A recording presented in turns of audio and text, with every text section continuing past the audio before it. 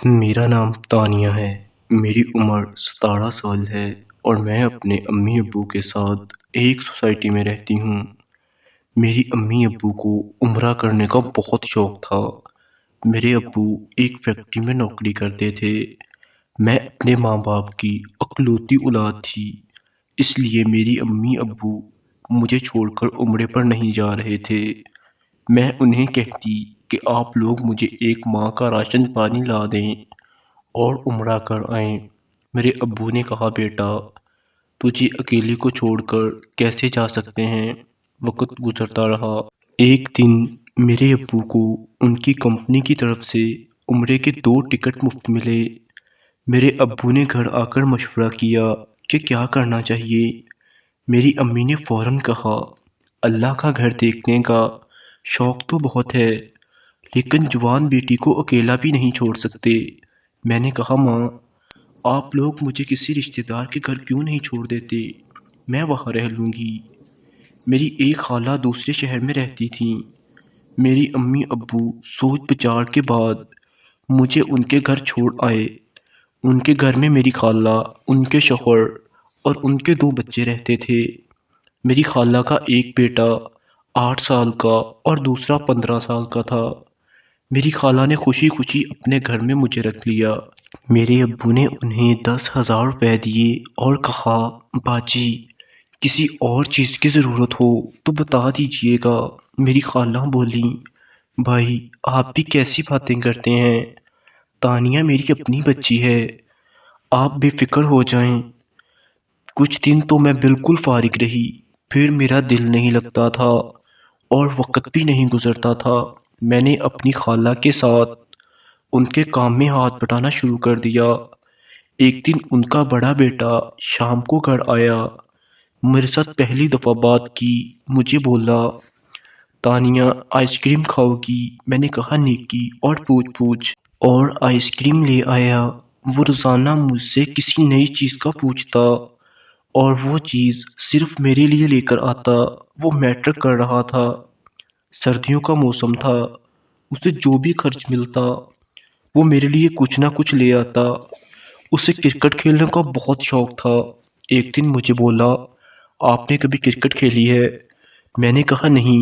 تو وہ بولا، آج آپ کو کرکٹ کھلاتا ہوں۔ اس نے مجھے بیٹ دیا اور خود بولنگ کرنے لگا۔ 2 گھنٹے تک ہم کھیلتے رہے۔ ان کے محلے میں کسی کی شادی تھی۔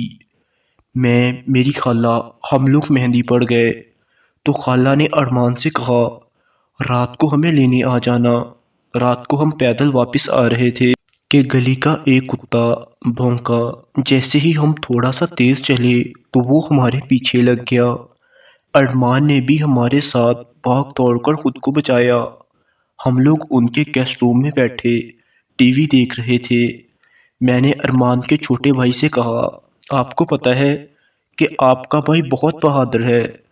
تو ارمان مسکرانے لگا اور بولا، ہاں جی، اور جو آپ کو بتا رہی ہیں میری بہادری کے قصے، وہ مجھ سے بھی زیادہ بہادر ہیں۔ کبھی کبھار مجھے یوں لگتا جیسے ارمان میرے ساتھ بہت سی باتیں کرنا چاہتا ہے اور وہ ہمیشہ میرے ارد گرد رہنے کا کوئی نہ کوئی بہانہ ڈھونڈتا رہتا ہے۔ اس دن ان کے گھر میں مہمان آئے ہوئے تھے تو خالہ نے میرا، ارمان کا اور اس کے چھوٹے بھائی کا بستر ان کے گیسٹ روم میں بچھے ہوئے قالین کے اوپر ہی کر دیا۔ ایک سائڈ پر میں اور دوسری سائڈ پر وہ دونوں بھائی لیٹے ہوئے تھے۔ وہ میرے پاس آیا اور بولا، تانیہ میں بور ہو رہا ہوں، کوئی گیم کھیلے؟ میں نے کہا، نہیں، اپنے اسکول کی باتیں بتاؤ، دوستوں کے بارے میں بتاؤ۔ تو وہ بولا، میرے کوئی دوست نہیں، اسکول میں بھی کچھ خاص نہیں۔ میں نے اس سے پوچھا، تمہیں کیا زیادہ دلچسپ لگتا ہے؟ وہ بولا، مجھے آپ بہت دلچسپ لگتی ہو۔ میں نے کہا، کیا مطلب؟ وہ بولا، کچھ نہیں، اور دوسری سائڈ پر جا کر موبائل پر لگ گیا۔ کافی دیر بعد میں واش روم کے لیے اٹھی تو دیکھا کہ وہ گندی تصویریں دیکھ رہا ہے۔ میں نے کہا، یہ کیا دیکھ رہے ہو؟ وہ بولا، کچھ نہیں، یہ تو ویسے ہی آ گئی ہیں۔ میں واش روم سے ہو کر واپس آئی تو بولا، پلیز تانیہ، کسی کو بتانا مت۔ میں نے کہا نہیں بتاتی، فکر مت کرو۔ میں نے اس سے اس کا موبائل لیا اور اس کے پاس بیٹھ کر ہی گیم کھیلنا شروع کر دی۔ تھوڑی دیر بعد لائٹ چلی گئی۔ ارمان کا بھائی سو رہا تھا۔ ارمان کو اندھیرے سے ڈر لگتا تھا۔ بولا لائٹ آن کرو۔ میں نے کہا کیوں، کیا ہوا؟ وہ بولا مجھے ڈر لگتا ہے۔ میں نے کہا میں ہوں نا، پھر کیوں ڈرتے ہو؟ گیم کھیلتے کھیلتے میں وہاں ہی سو گئی۔ پتہ نہیں پھر کب لائٹ آئی۔ میری جب آنکھ کھلی، ارمان کے بازو کے اوپر میرا سر تھا اور ہم دونوں ایک دوسرے کی طرف منہ کر کے لیٹے ہوئے تھے۔ مہمانوں نے 3 دن رکنا تھا۔ اگلے دن پھر موبائل پر گیم کھیلتے رہے۔ جب ایک کی باری سڑ جاتی تو دوسرا کھیلتا۔ اس رات کو 10 بجے میں اپنے بستر پر جا کر سو گئی۔ تقریباً 30 منٹ بعد ارمان میرے پاس آیا۔ تانیہ، مجھے نیند نہیں آ رہی۔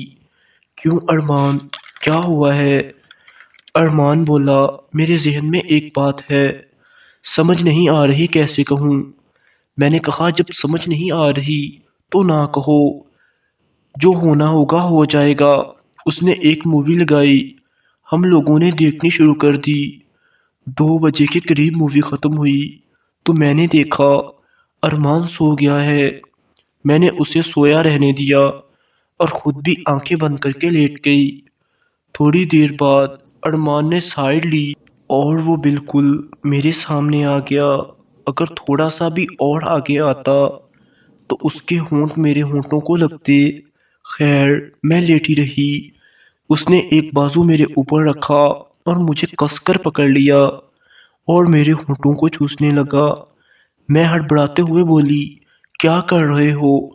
ارمان بولا کچھ نہیں، اور پیچھے ہٹ کر لیٹ گیا۔ وہ میرے ہونٹوں کو چوس چکا تھا۔ میں نے کہا وہاں اپنی جگہ پر جا کر سو جاؤ۔ وہ بولا سوری۔ میں دوسری طرف منہ کر کے لیٹ گئی۔ اس نے مجھے پیچھے سے پکڑ کر کھینچ کر اپنے ساتھ لگا لیا اور بولا پیار کرتا ہوں تم سے۔ میں نے کہا یہ کون سا طریقہ ہے بتانے کا؟ اس نے میری گال پر کاٹتے ہوئے خاموش ہو جاؤ، کچھ بولنا مت، اور میرے سامنے آ گیا۔